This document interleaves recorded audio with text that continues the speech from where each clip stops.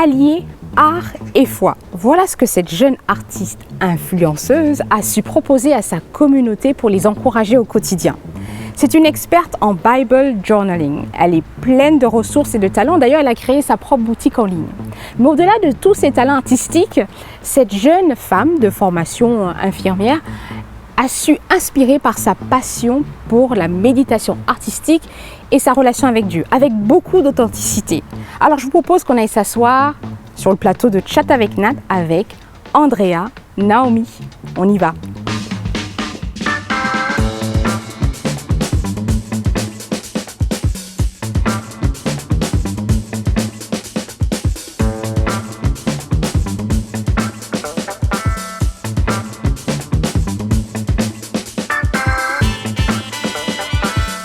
Et oui, je vous l'ai dit, on va s'asseoir un moment avec mon invité Andrea Naomi. Bienvenue, Andrea. Merci pour l'invitation. Bah oui, ça fait plaisir. On s'est rencontrés il y a quand même pas mal de temps et puis je me suis dit, bah tiens, j'ai envie de t'avoir à nouveau sur le plateau. Merci pour cette invitation et puis on va passer un super temps ensemble. On va apprendre à te découvrir. Je crois que pas mal d'internautes te connaissent déjà, mais je pense que vous faire découvrir aussi d'autres aspects d'Andrea, Andrea Naomi. C'est ça. Ok. Merci. Ok, alors à tout de suite. Dans quelques secondes, on va découvrir notre séquence portrait.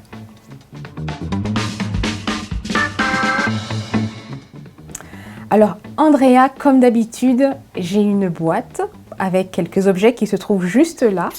J'aimerais que tu la prennes, cette petite boîte. Okay. Petite, c'est une grosse boîte. Oh là, oui. J'y ai placé des objets qui, à mon avis, te correspondent, peut-être pas. Je me suis trompée. D'accord. Mais je crois que... Non, allez, tu me diras. Je te laisse l'ouvrir et puis on va découvrir... Voilà, comment ça te rejoint. Ah, tu vois. Donc, oui. T'es allée chez moi carrément. Ah, j'étais chez toi alors. Alors, dis-moi. Bah écoute, j'ai cette petite tasse. Yes. Parce que je l'ai chez moi, du coup. Voilà, c'est trop mignon. Ouais. En plus, j'aime beaucoup l'automne. Enfin, je trouve que ça représente l'automne. Ouais. Et en plus, les petits animaux comme ça, etc. Je trouve ça trop mignon. Ouais. Du coup, voilà, tu l'as peut-être aperçu dans une de mes vidéos. Je sais pas. Je crois qu'on avait quelques petits points en commun. C'est en fait, ça, ouais.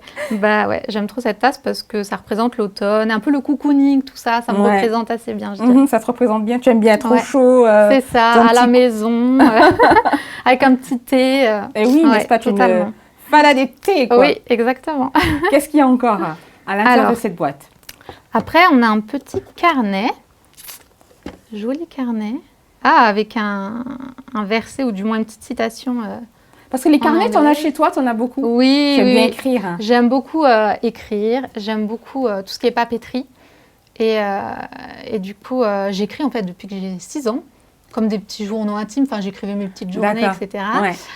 Ensuite, j'ai aussi beaucoup de journaux où je décore un petit peu. Je mets un peu des petits stickers, des petites choses comme ça. Et j'ai beaucoup de carnets, ouais. Et du coup, là, je vois que c'est écrit... en anglais, sur un thème un peu chrétien. Et ça, c'est aussi quelque chose que j'aime beaucoup, en fait. Tout ce qui est papeterie, mais avec des petits versets ou des petites choses qui encouragent dans la foi. Et ça existe beaucoup aux États-Unis et c'est un petit peu manquant, je trouve, en France. En France, ouais. Et c'est ce qui m'a donné envie d'ouvrir une petite boutique en ligne chrétienne, du coup, de papeterie, justement, avec des produits comme ça. Donc, qui allie l'art et la foi, en exactement. fait. C'est ça. Voilà, c'est ça. Ouais. Et qu'est-ce qu'il y a d'autre? Il y a autre chose ou... Oui, non, il y a un gros, gros truc que je vais vous sortir. Hop. Et du coup, ça me fait rire parce que c'est Magazine Flow. Ouais, tu connais bien. Oui, je connais. Ouais, je connais très bien.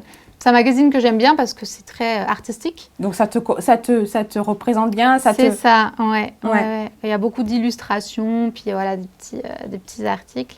Qui sait, tu pourrais peut-être lancer ton propre magazine. Exactement, c'est vrai que c'était un rêve, un rêve que j'avais. Quand j'avais 15 ans, en fait, on m'a offert ça ressemblait à ça, en fait. C'était comme un magazine, mais c'était le Nouveau Testament.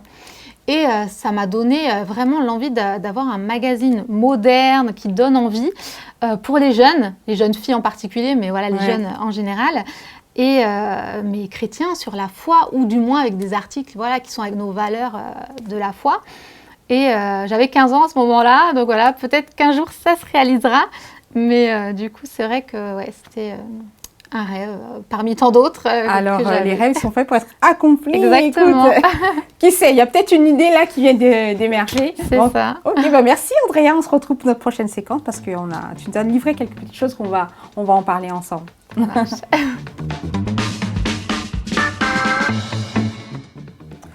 Alors, nous sommes là pour les regards croisés. J'aime bien aussi aller découvrir qui est autour de notre invitée Andrea. Et puis j'ai demandé, voilà, j'ai trouvé quelques personnes qui avaient envie de te dire quelque chose, beaucoup de choses. Alors je vais te laisser juste l'iPad, tu vas simplement actionner le play en haut à droite. Okay. Et puis voilà, ben, bonne découverte. Merci, on va voir ça. Ouh. Coucou, donc ce qui m'inspire le plus chez ma grande sœur Andrea, c'est son côté créatif. Elle a toujours de très bonnes idées, toujours des trucs un peu nouveaux. Donc c'est toujours super cool parce que quand on est en manque d'inspiration, elle a toujours des nouvelles idées à nous transmettre. Puis on s'ennuie jamais du coup. Hein. C'est toujours des petits trucs super mignons dont on n'a pas forcément pensé. Et du coup, elle les sort comme ça. Ce que j'aime et qui m'inspire chez ma sœur Andrea, c'est la persévérance qu'elle a dans ses projets. À chaque fois qu'elle a une idée en tête, elle va jusqu'au bout et elle réussit à y parvenir, notamment par rapport à son livre, notamment où elle a toujours aimé lire, toujours aimé apprendre. Et voilà, c'est ce que j'admire, c'est qu'elle va toujours au bout de ses projets. Je trouve, moi et papa, on trouve formidable ce que tu fais pour le Seigneur. Toute ma famille. On t'admire, on t'encourage, on est fiers de toi, Andrea. Bravo, continue comme ça. Malgré tout et contre vent et marée, tu as toujours tenu bon et tu as toujours voulu partager l'évangile et l'amour du Christ au monde. Bravo Andrea, continue. Andrea, ce que je trouve super chez toi, c'est vraiment ton dévouement pour tout ce qui est autour de toi, pour le Seigneur, pour ton ministère, la famille, les amis, tes passions. Tu fais tout à 100% et ça c'est quelque chose que j'admire beaucoup chez toi. La deuxième chose, c'est également ta fidélité avec le Seigneur. C'est quelque chose qui m'a toujours marqué car tu es toujours en contact avec lui. Tu es toujours avec la parole à chercher sa volonté, des encouragements, la sagesse et en retour tu le transmets aux autres, que ce soit par ton ministère sur YouTube ou avec tes amis, ta famille, ta sœur, tes sœurs, tout le monde. Et ça c'est vraiment quelque chose que j'apprécie et que j'aime beaucoup chez toi. Andrea, elle m'inspire pour beaucoup de choses, mais je vais en choisir 3. La première chose, c'est que c'est une personne qui assume et défend ses convictions, notamment sa foi. Je pense que vous pouvez le voir sur sa chaîne et la manière dont elle parle de sa foi, la manière dont elle sait défendre, prendre ses positions sur certains sujets. Deuxièmement, c'est par son courage, parce qu'ouvrir une chaîne YouTube et un Instagram qui parle de foi dans le monde actuel où on est, c'est pour moi faire preuve de courage. Troisièmement, parce qu'elle est authentique, elle a toujours assumé qui elle est dans sa personnalité et même dans son style, et ça, je trouve que c'est quelque chose de super important. Je vais en rajouter un 4e, c'est une personne qui ne porte pas de jugement. Vous pouvez venir lui parler de n'importe quel sujet, elle aura toujours une oreille attentive et surtout elle aura toujours les bons conseils qu'elle peut offrir en toute humilité. Donc voilà, pour toutes ces choses-là, c'est une femme très très inspirante. Bisous à tous. Ah, trop mignon. Alors, qu'est-ce que ça te fait d'entendre tout cela? Ah, c'est trop gentil. Il y avait beaucoup de personnes. Oui, il y avait beaucoup de personnes. Vous avez toutes mes sœurs, ma maman et Lydie, qui est une très très bonne amie, une amie d'enfance, qui est très proche. Et ça fait chaud au cœur, en fait. Ouais. Ouais, toutes ces personnes. Et sa famille est toujours là autour de toi. Oui. On ne s'ennuie pas avec toi. Tu es inspirante par ta relation avec Dieu, mais par ta créativité. C'est vraiment toi, quoi. Ouais, c'est beau aussi d'avoir des retours aussi de comment les gens nous voient. Oui, c'est ça. Ouais. Et c'est important. Alors, ce qui marque, c'est que tu es une jeune femme passionnée par Dieu. On va en parler plus tard. Mais avant ça, on va découvrir ton objet dans notre prochaine séquence. À tout de suite. On se retrouve pour l'objet d'Andrea. Et oui, j'ai hâte de découvrir l'objet d'Andrea. Andrea, montre-nous ton objet. Qu'as-tu amené? Alors, j'ai amené quelque chose qui a pris de la place dans ma valise. Oh là, c'est lourd. Puisque, voilà. Alors, quand on m'a dit un objet, c'est vrai que j'ai pensé à la Bible. C'est peut-être pas très original, mais la Bible, c'est la parole de Dieu. Voilà, c'est très important et c'est très important dans ma vie. Et vous remarquez que cette Bible est un peu particulière. Elle est pétillante, il y a plein de couleurs. Elle explose. Parce qu'en fait, c'est une Bible de Bible Journaling. Donc c'est une version américaine, et il existe aussi des versions françaises. Et c'est quelque chose que j'ai découvert il y a plusieurs années maintenant. Et ça m'a vraiment conquise puisque ça allie vraiment l'art et la foi. Et en fait, au sein même de la Bible, on va pouvoir ajouter soit des notes personnelles, soit des définitions, voilà, des petites choses qui nous aident à méditer la Bible, mais aussi d'une façon un peu plus artistique, avec des illustrations, des dessins, etc. Et c'est quelque chose que j'ai beaucoup aimé découvrir et du coup faire découvrir après sur ma chaîne, etc. Et c'est quelque chose que j'apprécie beaucoup. Donc ça fait longtemps que parce que je vois beaucoup de petits objets. Ça, c'est au fil des années là où tu as vraiment, il y a une signification particulière avec ces couleurs, ou c'est juste visuellement, esthétiquement, où tu veux marquer le coup. C'est ça. Celle-ci, c'est la première. C'est pour ça que j'ai amené celle-ci. Okay. C'est ma toute première. Et du coup, les petites choses qu'on voit, c'est juste par moment, pas à chaque fois que je crée une illustration. Des fois, j'aime bien la marquer en fait pour retrouver la page. Et du coup, au fil des ans, forcément, ça crée un petit schmilblick. Mais je trouve ça... moi, j'aime bien. Ça peut paraître brouillon, mais moi, j'aime beaucoup. Ça fait un petit peu comme un jardin qui fleurit. Exactement. Et du coup, c'est un peu comme à l'image de notre foi qui peut fleurir, qu'on peut faire grandir.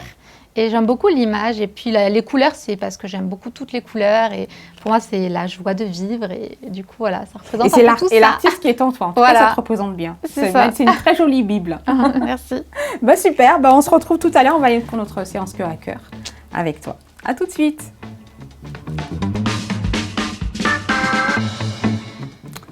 Alors Andrea, notre séquence cœur à cœur avec toi, j'ai encore plein de questions, j'ai envie de te faire découvrir aussi à nos amis un peu plus. Alors bien sûr, tu es fille de missionnaire. J'ai compris avec tous tes amis que tu es une femme passionnée par la Bible et je sais que tu crées des études bibliques pour tes peluches et tes poupées. Oui, c'est vrai. Mais dis-moi, quelle était ta thématique préférée? Qu'est-ce que tu prêchais devant déjà en toi, il y avait ce feu-là. C'était quoi ta thématique avec tes peluches et tes poupées? C'est ça. En fait, on dit que les enfants font ce que font les parents. Et mes parents, donc voilà, mon père était pasteur, mes parents étaient missionnaires. Et je les ai suivis un peu dans tout ce qu'ils faisaient. Et c'est vrai que pour jouer, je plaçais mes petites peluches, mes petites poupées et je créais des vraies études bibliques. Et je n'avais pas un thème particulier, mais c'était très structuré. Je commençais toujours en mettant une cassette avec des musiques chrétiennes, on chantait les cantiques ensemble. Ensuite, je choisissais un verset de la Bible. Et ensuite, je faisais une petite discussion autour de ces thèmes. J'avais aussi des petites cassettes audio à cette époque-là sur des histoires chrétiennes. Des fois, je mettais une petite histoire comme ça. Et voilà, une petite étude biblique structurée déjà. Ça sillonnait déjà ton chemin. C'est comme ça, penses-tu que ça a joué dans ta passion? C'est comme ça que tu es devenue une passionnée de Bible? Comment ça s'est construit justement, cette passion pour la parole de Dieu? Mais sur toutes ces formes, et là, tu nous as présenté ton objet. C'est vrai. Pour moi, c'était naturel. Mais c'est vrai que depuis petite, j'ai toujours été proche de la parole de Dieu. Et notamment, j'aimais bien lire la Bible. C'est vrai que j'avais toujours des Bibles à ma disposition. Et j'avais je crois que ça s'appelait le Petit Explorateur. C'était un petit livret à part. Et tous les jours, on pouvait lire un petit passage, une petite explication avec des questions, etc. Et même à un âge primaire, collège, j'aimais beaucoup faire ça. Et du coup, oui, être dans la parole, le fait de communiquer avec Dieu, de comprendre aussi la parole de mieux en mieux, c'est quelque chose qui m'a toujours tenue à cœur, en fait, depuis toute petite. Ouais. Et c'est vrai que ça a commencé comme ça, et ça a continué, en fait, avec continuer à lire la Bible, à lire des livres chrétiens, à trouver des ressources, etc. Puis ça ne s'est jamais vraiment arrêté, en fait. Ça continue jusqu'au jour où tu es maintenant une influenceuse, C'est ça. où tu partages à la fois ta foi, aussi cette cette créativité que tu as. Tu es une experte du journaling, on l'a vu avec ton objet. En fait, j'ai lu une jeune femme qui te remerciait. Elle disait ceci: merci Andrea Naomi pour ta vidéo sur la Bible journaling. Tu m'as donné envie de m'y mettre. Depuis 2 mois, je suis vraiment accro, moi qui n'arrivais plus à lire la Bible. En fait, Andrea, tu es en train de redonner goût à certaines personnes qui peuvent décrocher pour différentes raisons. Qu'est-ce que ça te fait intérieurement? Est-ce que toi aussi, ça a été ton expérience? Est-ce que tu as eu des moments où tu as décroché, c'était pas évident, tu as lutté? Ouais, en fait, j'ai beaucoup ce genre de retour. C'est vrai, c'est très motivant. Ça me rappelle que c'est pour ça que j'ai créé cette chaîne. C'était vraiment le but, ramener les gens à la parole, en fait. Si on peut trouver des petits moyens, des petites choses qui nous aident, tant mieux. Et du coup, le Bible Journaling, ça peut être ça. Et beaucoup de personnes me font ce retour que du coup, ça les a aidés à vraiment revenir à une Bible qui prenait la poussière, qui lisait plus du tout, avec ce côté un peu créatif, redécouvrir un peu les couleurs de Dieu, la joie, etc. Et ça m'encourage. Et c'est vrai que je suis passée un peu par le même processus. Pas où j'étais dans un désert où je lisais plus la Bible, mais un peu à redonner un petit coup de peps. De peps, ouais. Et aussi que c'est à mon image. J'aime tout ce qui est artistique, etc. Et on a des fois, surtout côté francophone, un peu le côté, on lit la Bible un peu tristounet, un petit peu une Bible, toute avec ses petites marges, etc. Et c'était moi à mon image. Et de découvrir qu'il y a toutes ces possibilités infinies, en fait, parce que Dieu, il nous a créés tous différents. Et en fait, je pense qu'il aime vraiment qu'on... on a tous des relations différentes avec lui. Et je pense qu'il apprécie aussi que l'on crée des choses pour lui, à sa gloire. Et pour moi, c'est ça le Bible Journaling. Et du coup, c'était vraiment un nouvel élan dans ma vie chrétienne, tout simplement. Et finalement, c'est les gens à prendre conscience de ce côté artistique qu'ils ont, parce que tu dis, on est tous uniques, et puis on exprimer notre côté artistique, notre relation avec Dieu de manière très simple, quoi. C'est ça, exactement, ouais. Alors, tu as un mode de vie plutôt trépidant et absorbant. Est-ce que c'est pour toi, comment tu gères justement à la fois, bien sûr, aujourd'hui tu es une influenceuse connue, tu as lancé ta boutique. Comment c'est un plus pour toi dans ton temps avec Dieu et dans ta routine au quotidien? Comment tu gères à la fois ces casquettes? Parce que peut-être certains aussi se lancent comme toi et puis peut-être ont besoin de trouver un équilibre. Comment toi tu y arrives au quotidien? Quelles seraient les astuces? Comment tu pourrais encourager nos amis par rapport à ton expérience? Ok, parce que c'est vrai que c'est pas parce que on fait quelque chose dans un milieu chrétien que du coup ça va être parfait pour notre vie chrétienne, etc. C'est quand même 2 choses différentes. Notre vie personnelle avec Dieu et ce qu'on fait pour encourager les autres, par exemple. C'est pas toujours évident parce que il faut un peu gérer ces 2 choses et pas vraiment se laisser accaparer. Par exemple, je fais des études bibliques sur ma chaîne, ou je parle de Dieu, on va dire, sur ma chaîne, et je pourrais me dire ça suffit, j'ai fait mon étude, etc. et oublier mon temps personnel avec Dieu. Et c'est très important de ne pas oublier ça, justement, parce que c'est ça qui va nourrir ce que vous faites. Vous ne pouvez pas encourager, si vous n'avez rien, on dit souvent qu'on ne peut pas verser d'une carafe vide, je crois que c'est une expression anglaise à la base, mais vous voyez ce que je veux dire. Du coup, si on n'a rien, on ne se nourrit pas nous-mêmes, ça va être difficile de donner autour. Et c'est vrai qu'on peut vite un peu frôler le burn-out ou de se sentir un petit peu vide. Ça t'est arrivé de frôler le burn-out? Oui, j'ai une période vraiment où ça fait vraiment très longtemps maintenant que je suis sur YouTube. Et j'avais l'impression que je faisais un peu tout ça pour rien, que je ne voyais pas trop les fruits, etc. Et c'était un peu décourageant. Et je me disais, il faut toujours faire plus. En plus, c'est sur les réseaux, donc c'est difficile parce qu'on a cette pression qu'il faut faire. Et en même temps, je pense que c'est important de ne pas tomber là-dedans, justement, parce que ce n'est pas parce qu'un algorithme nous dit qu'il faut faire ceci, qu'il faut faire ça sur Internet, que c'est bon pour nous, pour notre vie. J'ai réussi à prendre un temps de recul et me dire, non, en fait, moi, je ne suis pas quelqu'un comme ça, je ne suis pas une fille des réseaux à fond, etc. Je vais garder mon propre rythme et de revenir à la source. Et la source, c'est quoi? C'est mon temps personnel avec Dieu.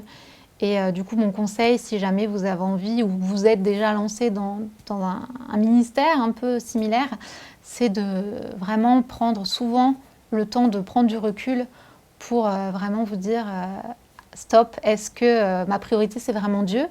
Est-ce que j'ai une vraie relation avec lui? Et du coup, est-ce que ce que je dis, ça vient vraiment de Dieu? Du coup, est-ce que je ressors des choses qui m'ont nourri? Ou est-ce que je fais ça juste un peu pour le buzz, ou je ne sais pas. Donc, je pense que c'est très important de se le dire et surtout très souvent. Ouais, de se le rappeler souvent. C'est ce qui te permet justement de garder la route ou de rester aligné avec ce que Dieu a envie pour toi, ce que Dieu veut pour toi. Alors, tu dis une fois que toute histoire de vie est belle à partager et tu partages beaucoup de tes histoires de vie c'est ton authenticité qui marque beaucoup la communauté, ta communauté et bien d'autres personnes. Et vivre son histoire, je trouve que parfois ça peut laisser des cicatrices. Et qu'est-ce que ces cicatrices t'ont aidé à prendre conscience par rapport à ta personne, par rapport à... toi, tu dis souvent timide et introvertie, tu dis que tu souffres d'anxiété sociale et pourtant tu as lancé cette chaîne. Qu'est-ce que les cicatrices de la vie t'ont appris, toi, Andrea, qui aujourd'hui te permet de parler ouvertement de toi, de ta vie, de tes expériences et surtout de Dieu? Je trouve que c'est drôle parce que souvent, c'est justement nos faiblesses qui vont pouvoir être utilisées pour faire quelque chose de beau, de grand, ou voilà, d'accomplir le plan de Dieu au travers plutôt d'une de nos faiblesses plutôt que quelque chose d'autre. Et c'est vrai que c'est ce qu'on remarque souvent, s'il y a quelque chose qui était difficile dans votre vie, souvent c'est pourquoi pas aller voir si vous ne pouvez pas retourner cette situation, ce qui vous est arrivé, en une force par ailleurs. Et justement, ce côté un peu introverti, un peu timide, j'ai fait une école biblique et après, j'avais encore plus envie de partager l'évangile, encore plus. Je me suis dit, mais ma vie, je suis obligée, il faut que je parle encore plus. C'est pas assez de juste témoigner aux amis autour de moi. Mais je me suis dit, mais comment je vais faire? Je ne suis pas capable d'aligner 2 mots à quelqu'un que je ne connais pas, je vais faire comment? Et du coup, bizarrement, se mettre derrière une caméra dans sa chambre, ça fait moins peur pour quelqu'un comme moi. Et pourtant, on rentre chez toi, on voit... Exactement, mais pour moi, c'est plus facile. Ouais. Et du coup, je me suis dit, je pourrais faire, à travers ça, j'avais déjà une chaîne. Et je me suis dit, je vais continuer sur cette chaîne, mais vraiment pour partager la foi. Et du coup, ça m'a aidée. Et du coup, on remarque ce côté que ma faiblesse, ça en fait une force, parce que j'ai trouvé l'outil qui me correspondait au final. Donc, même d'une manière générale, nos difficultés, parfois, elles permettent de mettre en valeur des choses qu'on n'avait peut-être pas identifiées avant. Et qu'est-ce que tu as identifié, que tu n'as pas identifié avant, qu'aujourd'hui que tu vois cette valeur, cette ajoutée, ce bonus que tu ne percevais pas? Aujourd'hui, ce serait quoi? Comment tu pourrais... ça ressemble à quoi? Ça ressemble à quoi? Si c'est par rapport à YouTube, c'est sûr que je n'aurais pas imaginé en arriver là. Je ne suis pas quelqu'un qui, de base, va me faire remarquer. Je suis plutôt un peu la fille discrète. Et du coup, d'être un peu reconnue à petite échelle, bien sûr, ou autre, c'est vrai que j'aurais jamais imaginé que ma vie prenne ce tournant, finalement. Donc, je pense que la vie est pleine de surprises et Dieu a beaucoup de surprises pour chacun d'entre nous. Oui. Donc, pour toi, ça a été, tu disais, s'affranchir du regard des autres, ça a été, pour quelqu'un qui dit timide et introverti, ça a été pour toi un chemin, un processus pour toi à franchir, à vivre? Je dirais que c'est un peu un combat, c'est peut-être un peu fort, mais un combat de tous les jours quand même, dans le sens où des fois, il y a des vidéos où ça va très bien et tout d'un coup, je vais avoir des moments où me dire « Ah non, quand même, je ne peux pas poster ça ». Tout d'un coup, c'est comme si on avait un petit check de réalité. On se dit « Mais quand même, je suis sur YouTube, tout le monde peut me voir ». Et il faut vraiment garder le pourquoi on fait ça. Le pourquoi doit être très important. Sinon, on s'écroule en fait. Comme je fais ça pour Dieu et pour partager l'évangile et pour encourager des chrétiens, faut toujours me le rappeler. C'est vrai que des fois, c'est pas facile. Quand je travaillais, tout le monde autour de moi était au courant de cette chaîne. Et ce n'est pas des personnes chrétiennes particulièrement. Donc, c'est vrai qu'il fallait vivre avec tout ça. Il faut plutôt gérer les remarques, les commentaires, parfois les attaques, les haters, comme on dit. Exactement. C'est quelque chose que tu as appris au quotidien et tu as pu gérer. C'est ça, voilà. C'est pas toujours évident, mais du coup, j'ai envie de dire que je grandis petit à petit, quoi. Ok, bah, merci beaucoup. On reste connectés et on va continuer avec Andrea.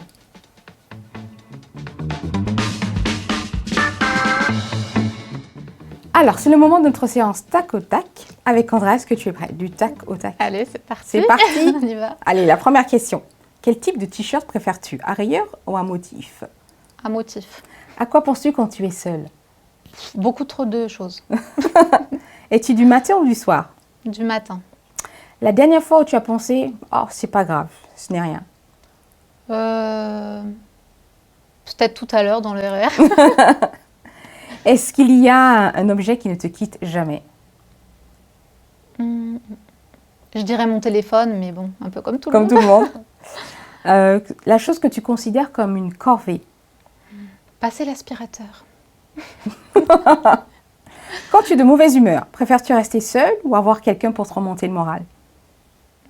J'ai tendance à rester seule, mais ce serait plus sympa d'avoir quelqu'un pour cheer up, justement. Est-ce qu'il y a une chose que les gens ne comprennent jamais chez toi? Je suis assez contradictoire sur beaucoup de choses. Je vais être timide, pas trop parler en société et d'un côté être très bavarde. Donc il y a plein de choses comme ça un peu. Si tu restais une journée à vivre, que ferais-tu? Je la passerai avec ma famille. Ben, merci.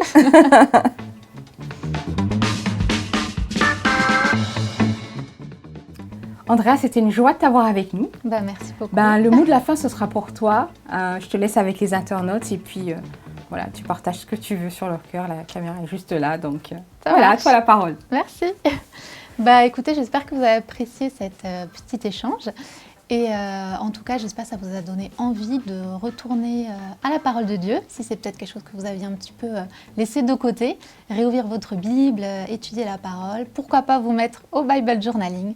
Et si vous voulez avoir un peu de contenu sur ce sujet, vous pouvez me retrouver sur ma chaîne YouTube.